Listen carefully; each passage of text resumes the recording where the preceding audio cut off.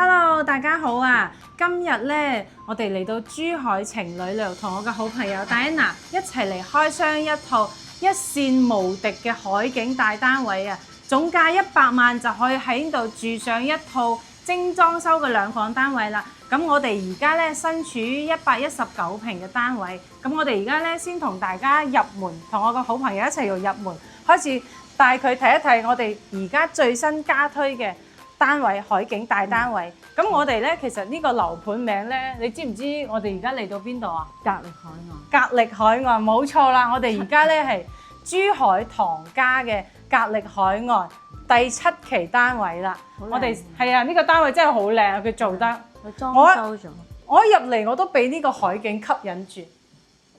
咁我哋咧先喺呢個位置，呢個係入門嘅一個位置啊嘛。我哋可以先睇一睇我哋。首先睇一睇呢個單位，我個人好中意嘅呢個119平，跟住佢咧係做咗一個4葉草嘅一個佈局，即係餐客廳直入，然之後咧房間、廚房分佈喺4個角落，咁我哋統稱為4葉草。而且我哋啱先所在嘅景觀陽台闊都已經去到有10米啊，所以非常之誇張。呢度我哋過嚟呢度，你睇。一入門呢度係咪贈送㗎？呢度係啊，呢個入戶花園咧，我覺得都大。係啊，呢個可以放啲鞋櫃位、雜物啊，可以放好多嘅儲物空間啊。單車嗰啲都可以放。係啊，因為其實我哋好多樓盤佢係好少有送呢啲入戶花園嘅，直接就係一入嚟就係餐廳客廳，但係佢會有一個好好一個玄關過渡位。咁樣去保障到我哋一個隱私啦。咁呢個咧就可以放個熱水器啦。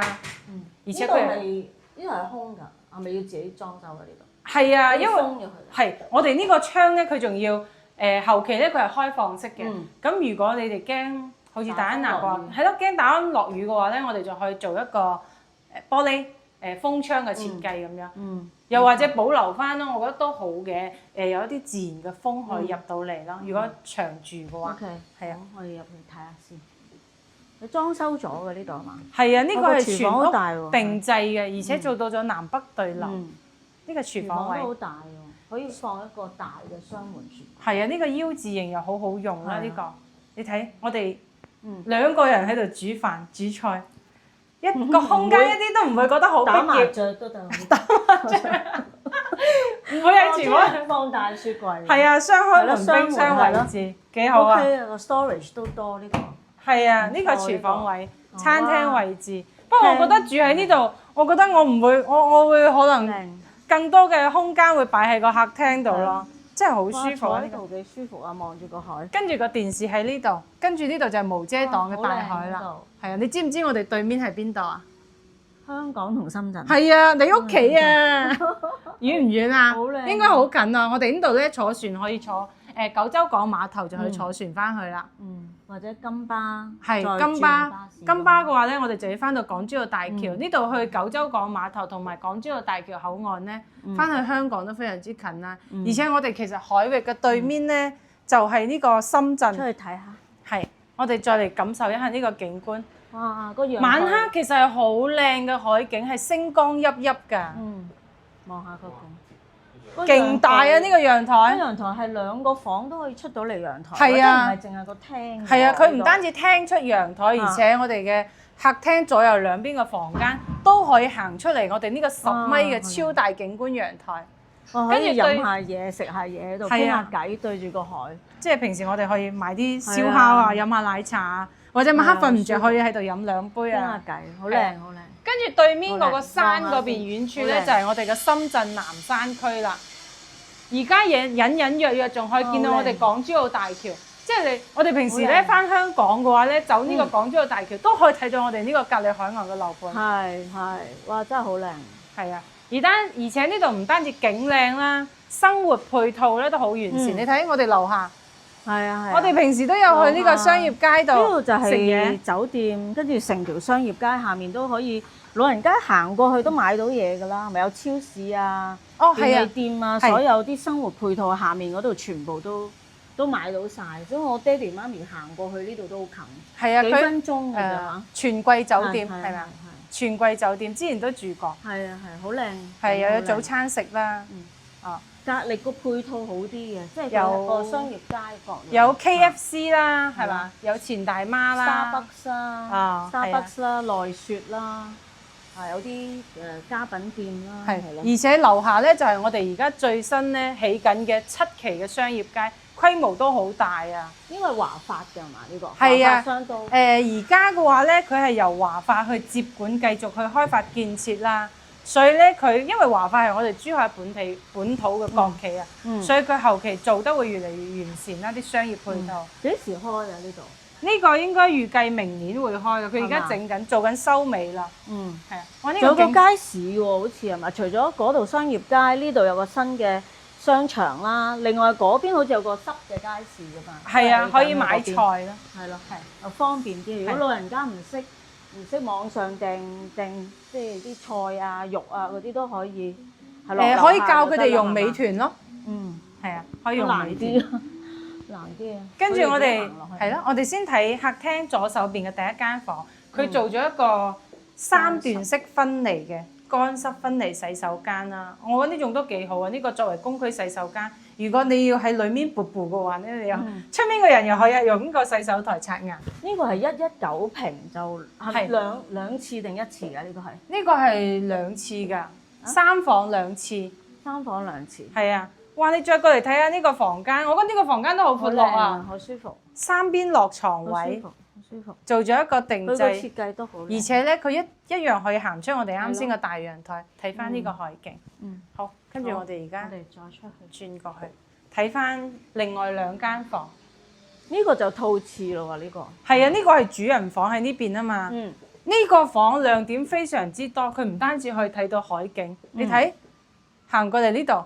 呢個位置，呢個位置望到日月貝㗎係嘛？啊，係啊，其實可以睇到日月貝㗎。你要行呢邊先睇到啊，喺呢個角落啊。要行入去先睇到。可以睇到日月貝㗎呢度，所以我哋呢度距離吉大啊係好近㗎，睇唔睇到啊？吉大好多好嘢食喎。不過係啊，今日可能有啲朦。係啊，吉大好多好嘢食，因為吉大咧係一個中心地段，之前都係曾經都係一個富人區，跟住後尾咧慢慢就搬咗去十字門嗰邊啦，即係好多行政中心、金融地帶喺呢邊。呢個係主人房，套廁嚟㗎呢個衛生間。你睇主人房都可以睇到日月貝，可以睇到海景啊，好靚，真係幾唔錯。佢呢種做咗一個弧形嘅，又可以慳翻啲空間。佢本身個室內設計幫佢整到好靚嗰啲配。呢個應該係一個比較輕車風格咯，偏黑色嘅。係呢度行出嚟已經有陽台咯喎，呢度。有2間房啦，係嘛？可以行出陽台。係啊係。如果係我平時瞓唔着，我會咁樣行出嚟咁樣唞下氣啊。早上就可以喺呢度做運動啦。好舒服啊！係啊，呢個單位好舒服。好舒服又方便，呢個仲方便過其他期數。如果去買嘢，又可以行去海邊嗰度踩單車，係啊，同埋散步咯。因為佢馬上咧，天日就開始舉辦呢個全運會啦，有一個單車嘅運動係由我哋呢度唐家情侶路一直踩到去港珠澳大橋口岸嗰邊，屆時都會有好多人參加。其實我哋琴晚喺海邊散步都有見到好多人已經喺度備戰緊啦。已經喺度踩緊單車鍛鍊緊啦。咁我哋而家再過去睇埋其他戶型，因為佢呢個單位咧，呢一層有8個單位啊。我哋而家睇緊嘅係02嘅119。1個單位咁多啊？係啊，8個戶型，2房、3房、4房都有得俾大家揀啊。所以咧，佢嘅選擇性非常之多，100萬左右就可以買到一個2房啦。跟住130就可以買到一個。呢個係幾多？114。係114平，呢個係01戶型。冇裝修嘅，呢個就係。呢個係交樓標準。交樓標準。係，我哋真真實實展示俾大家嘅一個係實體嘅交樓標準。啊，配有空調啦，因為係由我哋之前格力打造嘅，所以配有格力嘅空調。咁房間又係分佈係，佢其實同119有啲似喎。房間都係分佈喺左右兩側。都好靚喎！咁樣得唔得？而家個名叫海柏灣係嘛？係啊，海柏灣之前係隔離海岸7期。哇！真係好大啊！睇過嚟。10米嘅大陽台真係唔係講笑啊，好誇張啊！呢個景觀呢個戶型兩台買。呢個海景你真係喺珠海好難揾到競爭對手啊！因為情侶路咧，大家都知道其實佢可以開發嘅住宅用地咧，基本已經係飽和晒㗎啦。所以呢種咁嘅海景單位就係買一套少一套，非常之稀缺㗎。咁你諗下，如果喺香港喎，呢啲海景單位，貝沙灣呢個係啊，呢個講緊幾錢一尺啊，真係幾千萬啦。係啊，過千萬嘅豪宅啊！香港嘅貝沙灣、淺水灣同深水灣、清水灣，係啊，好嗰個性價比好高。係，所以喺珠海生活咧，你唔單止話你嘅物價低啦，居住個成本咧同樣係低咗好多嘅。嗱，呢個就係我哋嘅中央空調啦。我哋再簡單睇下佢啲房嘅格局。佢咧就後期需要我哋自己去做一啲衣櫃咯，都一樣可以睇到海景嘅，係咪呢個單位？係。房間咧又分佈係左右兩側，其實119同114嘅單位嘅區別就係呢個入戶嘅玄關位置，睇大家中意邊一種格局咯。係啊，真係喺呢度度假休閒。係啊，好好舒服超啊！呢度好超，同香港唔同啊，真係慢慢呢個就係晒落嚟啊！真係成個生活節奏係咯係咯，都慢咗落嚟。冰箱位置，咁呢個係做咗一個 U 字形嘅形式啦。好大嘅操作台，適合一家人住啊嘛呢種。所見即所得啊！係啊，而家我哋所見到。跟住睇埋最後一間房，睇埋啲房。係呢個同119其實係一樣嘅，咁交標就係咁樣嘅。即係佢唯一就係嗰個即係門口嗰個入戶嗰度就係包埋個廳度裡面係嘛？係對對住，係咯，即係睇下你中意個廳大啲定係中意究竟有啲地方係可以擺鞋啊、擺雜物咁樣。呢邊就呢一個就冇鞋櫃啦，呢度要自己再做。其實爭咗5米，佢其實就係簡單咁同我哋裝修咗一下。主要佢成個樓盤賣嘅就係呢一個景觀啦，因為喺珠海其實好少呢種一視無遮擋嘅海景㗎，全部都係一係睇啲橋啊，睇啲建築啊，又或者睇啲海島啊。幾多樓啊？呢度我哋而家喺16樓啊，16啊，係啊。最高幾多樓度啊？最高啊？係啊。呢個最高係30幾樓啊。呢個景觀真係好舒服，而且佢係有呢個弧形嘅曲尺形嘅一個玻璃，就比較有度假嘅感覺。呢度咧返深圳又好近啦，因為我哋隔離咧就係中山嘅深中通道啦。有冇知道？有冇了解過？深中通道係啊，未起好係嘛？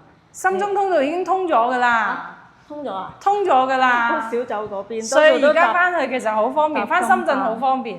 嗱，我哋睇翻呢個餐廳嘅位置咧，其實佢因為佢冇做全屋定制啊，但係佢個開間好闊啊，你可以做一排嘅一個餐邊櫃，連埋一個鞋櫃，我覺得可以咁樣做咯。放張大窗台，又或者做喺呢一邊咯，係咪啊？呢個鞋櫃咯，呢邊鞋櫃位，好似做一 set 個好睇啲喎。係咯，我睇翻個弧形圖，佢係咁呢度擺張大餐台，係咪啊？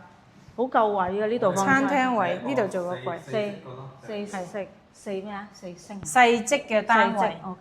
係啊，因為佢嘅面積真係太多啦。我哋睇翻個兩房，啱先睇嘅係3房，而家睇嘅65平。呢個係65平。呢個65平咧，個裝修好靚。係啊，佢呢個做咗一個奶油風物，係咪啊？好舒服啊！呢個係兩房，其實適合2個人住咯，度假偶然住下。係啊，隔離嗰個。哦。呢個有冇窗？景觀係咩啊？佢改造咗一下㗎，因為佢呢個陽台咧係延伸咗出去。都有景睇喎。睇到海景㗎，二線嘅海景咯，睇到日月貝咯。咁樣整幾靚喎！嗰個我睇緊佢啲裝修嗰啲櫃整得幾靚喎。呢個係朝西南向㗎。哦，西南。所以即係會有啲曬。係，而且我哋而家2點鐘啦，下午2點，所以佢陽光好好。OK。佢個裝修幾靚喎，幾舒服。佢就係中意呢啲喎。好傳統嘅設計。奶油風咁樣。好傳統嘅。好靚。餐廳、客廳、廚房。好靚。呢度開放式嘅廚房。唯一係個廚房呢度就可能唔係好夠地方擺咯呢度。係咯，佢到時候佢係做佢交標，佢就係一個開放式。呢個2房。係啊，呢個係65。2房1廁，即係呢度就有間房喎，呢度嚇，呢度有間房，跟住呢度有間。不過我覺得2個人住夠㗎啦，因為呢種總價低啊，呢種100萬出頭咯。你講總價？係啊。唔係啊，真㗎？真㗎。咁你快啲 send 啲資料過嚟俾我 send 俾我表妹先。好靚喎呢個。呢個嗱呢個咧係一個公區洗手間，洗手間都好闊，好長啊！你睇佢嘅深度咁長，係嘛？跟住出嚟。喂，呢個抵喎呢個。呢個抵喎，因為呢個真係性價比好高。平時買係公家。我哋再睇下個性價比高喎呢個。呢個係睇別墅群啦。啊，我哋隔離海岸樓下有別墅啦，有高層住宅啦，跟住就睇翻個6期嘅商業。所以呢度你住喺呢度又唔會話冇配套啦。我哋再睇埋嗰度另外一個65。戴安娜要 send 俾佢表妹啊。因為我有另一個朋友喎。係啊。係啊係啊係啊。隔離嗰個65。有個朋友啱啱嚟過我屋企，跟住佢都有問，如果係啲呢個咧就係有單獨嘅廚房嘅。呢個幾多？都係65啊。哦，咁梗係頭先嗰個好啲啦，隔離嗰個好啲。呢個係73啊。即係3啊？係啊，呢個係73。呢個73有獨立嘅廚房，比啱先65又大啲。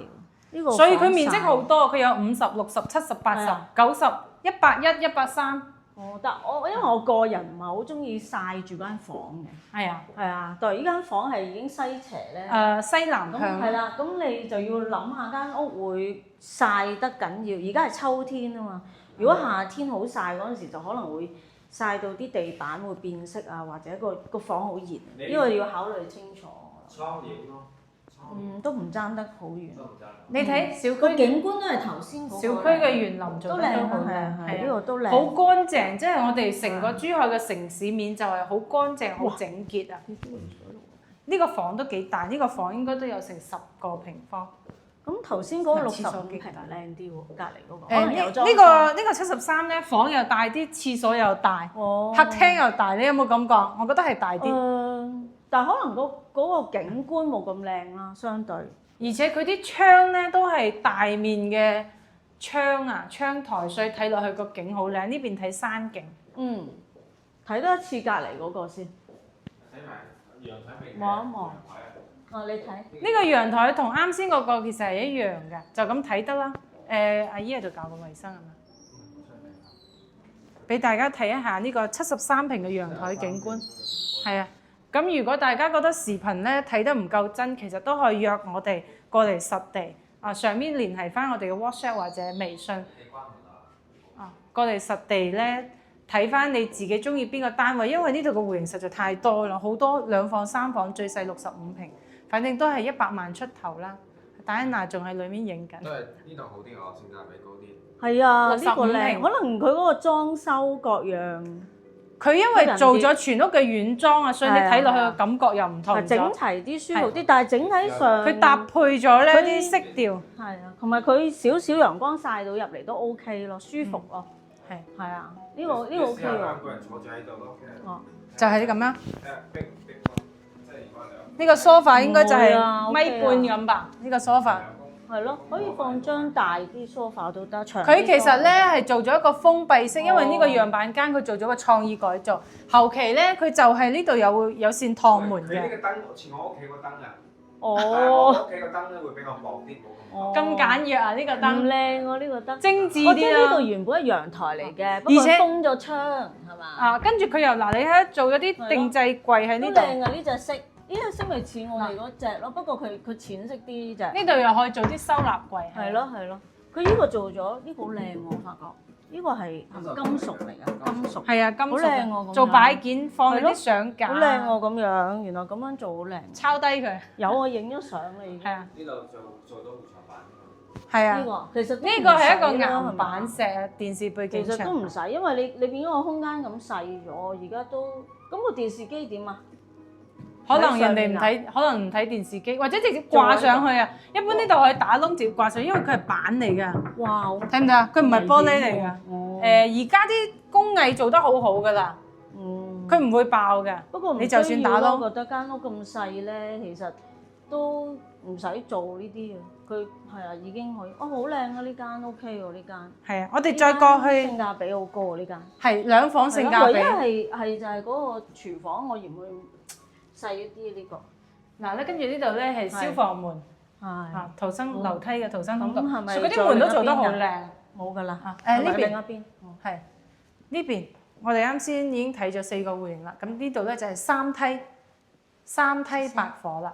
嗱呢度出到嚟就係咁樣一個形式。130冇開。啊，呢個空間都好闊，攞得出嚟。因為呢個64喎，呢個。130咧，130其實同190都幾似嘅，不過佢今日冇開放啊，所以我哋去睇一個佢個戶型圖。佢而家裏面做緊改造，係我哋而家先睇呢個0764，但係佢嘅格局又唔同㗎喎，係又唔同嘅。對住樓。因為佢入嚟咧就係一間房啦，所以佢64平咧又有3個唔同嘅職嗱。佢呢度入門啊，佢首先咧佢交標俾我哋係一個智能門鎖，有密碼啦，係嘛？然之後可以有一個指紋係咯，密碼同埋指紋。跟住呢度可以做一個鞋櫃。我睇下呢個64有咩唔同？呢個哇，佢用個中島有個中島。原來佢64咧，呢個個景咧。就睇到海。睇到海。都可以睇到海景嘅呢個單位。擺個梳化喺呢一度，其實都完全都望到嘅。而且佢啲陽台都好大啊。係。我覺得呢個陽台應該仲平啲啊！呢一個。而家嘅話睇呢啲海個均價係21000左右咯。然之後我哋可以喺呢度擺一排嘅台，做一個賭台係咪啊？然之後放啲凳喺度咁樣飲下嘢啊，真係幾舒服，好悠閒。而且呢度交通好方便啦，除咗翻香港方便啦，去深圳啦，去廣州啦，我哋旁邊就已經有2個城軌站啦。呢個房，哇！呢個房好似幅畫咁啊！哇！呢個房好似幅畫咁。哇！正。呢個主人房係唯一係對住人哋個露台咯，咁你啲窗簾遮住應該都睇唔到嘅。嗱，隔離樓下咧就係個新商場啦，而家喺度做緊外立面。好快啦！而且佢7期，嗱嗰邊係6期，我哋可以睇下6期其實入住率好高嘅，你睇下啲晾曬衣服，而且佢嘅設計唔一樣㗎，係咪啊？佢個小區大啲喎，係咪？嗰邊6期咧就時尚感一啲，跟住7期就更加有度假，一個科技感一啲咯，感覺佢嘅建築，因為佢用咗好多金屬嘅外立面啊。嗱，跟住同樣房間佢有空調呢啲啦。嗱，呢啲櫃都做埋晒俾大家㗎啦，呢啲都睇埋隔離，都儲物都好好。係，跟住我哋呢度翻深圳、香港又好近啦，因為旁邊咧就有唐家灣站啦，同埋我哋一個，我都未講完咧，係咁長。我想講唐家灣站。呢度繼續講咯。城軌站。呢度啦，94。我哋而家睇翻個94。唐家灣站好近啫，呢度。06。暗啲咯，呢度入門呢個，然之後咧佢個房間、餐廳、客廳，跟住同樣有一個3.5米乘2.2米嘅一個大陽台。房間又係分佈係2層，即係7期咧，佢啲房咧唔會集埋一堆嘅，全部都係分佈係一個分開咁樣，大家生活上面可以做到互不干擾。我哋而家先睇下呢個景觀先。好，睇咗景觀先。呢個景觀同隔離嗰個咧又一樣嘅。又一樣喎。係，但係呢個陽台大。哦，係喎，陽台大啲。係咪啊？佢大好多啊，唔係大啲啊。大好多啊！呢個房都5米、6米，呢個陽台6米啊！嗱，呢個大陽台，大家嘅感受，哇，好大風啊！你睇下啲頭髮吹到亂晒，可以望到對面嘅深圳。其實晚黑都可以望到深圳南山嘅一啲燈光㗎，所以成個海面咧唔係黑掹掹，乜都睇唔到嘅。佢有啲船啊，有啲燈光啊，仲可以睇到港珠澳大橋啲燈光啊。就晚黑成個感覺係好靚嘅。我哋琴晚都有提過，一陣咧我哋可以喺視頻鋪翻一張相俾大家睇下。跟住呢度咧餐廳，佢而且又係同樣做咗一個好好嘅過渡。你睇我哋入門玄關位係咪啊？咁樣有一個有好好嘅隱私性咯，唔會話直接個入門就對住個餐廳客廳咁樣。嗱，呢個廚房勁大啊，你睇係咯，點解個廚房咁大嘅？但係啲房又細嗰啲。我覺得係啊，我都覺得佢應該將房設計客廳大啲，然之後廚房細。但係佢好似呢個戶型咧，佢個冰箱位好似冇預留個位置喎，係嘛？放喺呢度。放喺呢度。哦係喎，到時有個推拉門嘅。嗯，係。佢交邊會有個推拉門、趟門喺度。睇埋啲房。呢個房咧係連接住外陽台嘅。3間房啊。嗯。94方，3房2廳2衛。跟住陽台同埋呢間細房都係贈送咗一半。呢度望到6期喎，可以望下6期。雖然我哋而家睇緊嘅佢唔係第4代住宅，但係咧佢都比4.0嘅住宅嘅得房率都好高。大家睇下。係6期嘅入住率。全部滿晒嘅啲衣服。每一戶都住滿晒人嘅，因為周邊有好多高新產業園，好似 YY 語音啊、金山軟件園啊、微族啊呢啲大型嘅，因為呢度主要都係做醫藥科技啊、機械人啊。嗱，呢個係乾濕分離3段式洗手間。衛浴係用嘅 Coto 啊。係。Coto。我中意佢係隔離係用木地板咯。好多用磚地板嗰啲，香港人麻麻地中意。呢個好靚，呢個木地板都。如果大家上去周邊城市，廣州、深圳行街啊、買衫啊，係咪都知道啦？嗰邊有好多啲咩南油批發市場 APM 啊，廣州 APM 批發市場。屋企嘅床頭櫃都可以咁設計。我哋都有用呢個類似床頭櫃呢啲咁，即係皮嘅。有啲氛圍感啊。係啊 ，OK 㗎，好舒服㗎。呢度去唐街，即係如果要去廣州啊、去佛山呢邊係近啲㗎嘛？係啊，因為我哋附近咧就有2個城軌站，一個唐家灣站，仲有一個北站。係啊，距離我哋呢度大概都係10分鐘車程，跟住直接咧坐城軌大概半個鐘，你就可以去到廣州南站嗰邊啦。我哋咪揸個車去個佛山。係啊，如果我想去中山食嘢，係咪都係咁樣打車都近㗎係嘛？或者開車過去？開車都好方便嘅，因為呢度直接就可以上高速。係咪唐街係15分鐘去到中山坦洲嗰邊？坦洲南朗。南朗。我哋呢度挨住中山南朗。因為而家未有個崖口啊嘛。崖口嗰度咧就會種一啲。呢個係幾大？呢個係64，我哋啱先睇咗啦。係。仲有呢個。83啊。就到有啲亂。83。好多戶型。呢個暗少少，涼。83平。崖口嗰邊咧就有好多啲稻田啊，即係比較休閒去踩車啊、食嘢啊嘅一個地方，都好靚嘅環境。我哋一陣都可以過去拍俾大家睇下。你望下出邊。呢個係83。呢個睇山景。同埋睇下戴安娜屋企。3.4米嘅大陽台，山景係啊，鳳凰山景啊。跟住呢度有好多學校啦，呢度周邊有北理工、北師大、中山大學係嘛？好多大學生會住呢片區嘅都，因為呢度環境好啊嘛。嗱，跟住呢間房設計得幾溫馨啊！呢度擺衣櫃。係咯，呢度擺衣櫃，呢度應該只係擺啲包包啊，係咪啊？應該做大個大衣櫃好啲呢度。呢個裝飾好睇啦，係。呢個格局又幾好，我聽都 OK。因為佢3間房係一入嚟嗱，呢度一間房，呢度一間房，跟住左邊一間房。3間房咩？係啊，83平，小3房，係嘛？所以佢使用率真係好高啊！小3。佢間房間又係4葉草嘅一個佈局嚟嘅。我再睇下呢間房。係呢度有一間房。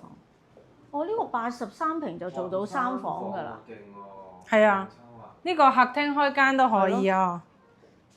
呢個客廳開間83平嘅客廳開間都去到3.5米。嗱就咁。OK 啊，呢個個積。呢種設計得幾好嘅。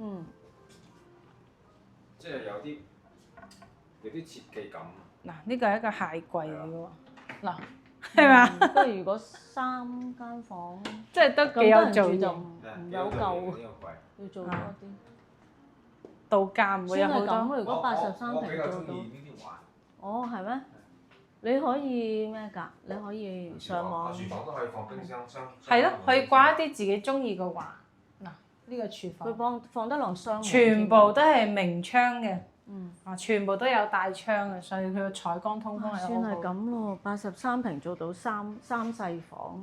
係啊。係咯，雖然睇唔到景，咁咪睇唔到海，但係睇山景咯，係啊，所以我哋啱先睇咗119、114、65、73、83、94。係，哇！仲有一個130，所以冇睇到。冇開放嗰個。係啊，130冇開放。嗰個係幾多房㗎？130嗰個。130嗰個咧，佢係做到咗4房㗎，好似都係3房哦，大3房嚟㗎。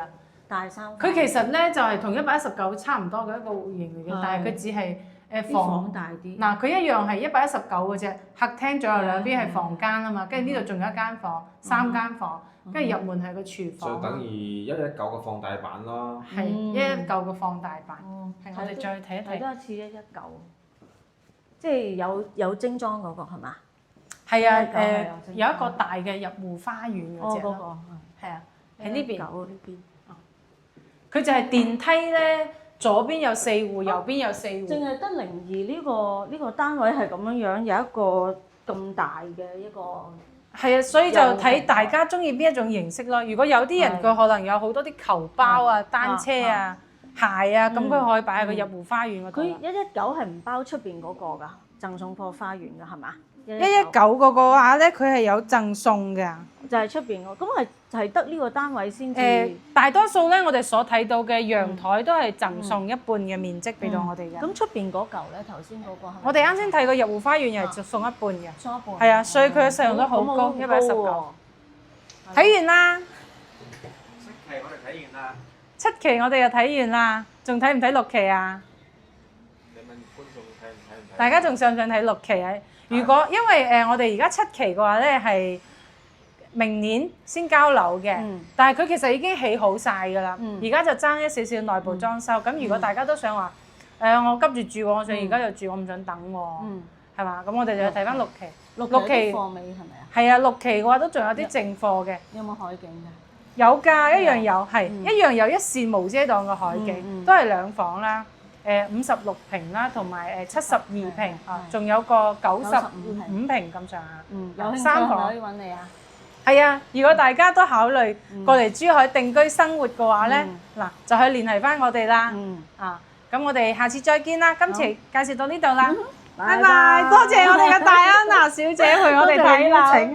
好開心，好靚，thank you，拜拜。